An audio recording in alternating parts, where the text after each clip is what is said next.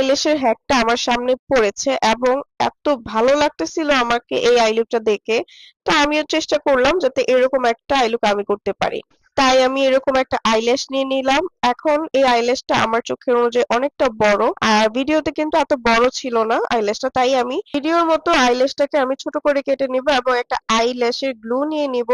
আইল্যাশের গ্লুটা প্রথমে আমি আমার আইতে অ্যাপ্লাই। অনেকেই আইল্যাশের গ্লুটা আইল্যাশে লাগায়, বাট আমার কেন জানি আইল্যাশে লাগানোর পর ছুটে আসে বা খুলে যায় আমার আইল্যাশটা, তাই আমি একটু আমার চোখেও লাগিয়ে নিয়েছি।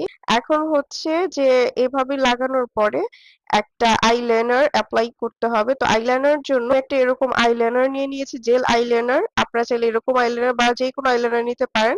এভাবে সুন্দর করে অ্যাপ্লাই করে দেবেন। আমি বুঝতে পেরেছি যে যেভাবে উনি দিয়েছিল ভিডিওতে তেমন আমারটা হয় নাই, বাট মোটামুটি আমার কাছে ভালোই লাগছে, কিন্তু এটা কোথাও পড়ে যাওয়ার মতো না।